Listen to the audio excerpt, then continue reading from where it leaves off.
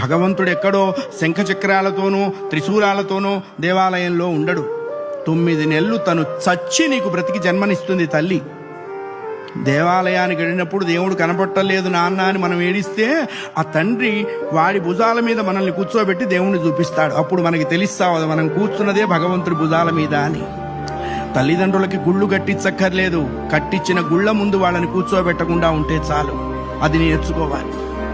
మనం బ్రతికుండగా వాళ్ళ అనాథాశ్రమాల్లో ఉండటం ఏంటండి? ఇంకంతకంటే పాపం ఏదైనా ఉందా? కాశీలో యజ్ఞం చేస్తే వస్తుందా? రామేశ్వరంలో అన్నదానం చేస్తే వస్తుందా? జన్మనిచ్చిన తల్లిదండ్రుల ప్రధానము. వాళ్ళని నువ్వే సేవించాలి. భగవంతుని సేవించకపోయినా నష్టం లేదు, బోల్డు మంది ఉన్నారు.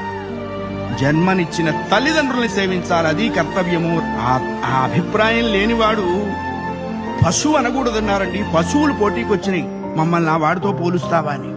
అంతకంటే నీచుడు.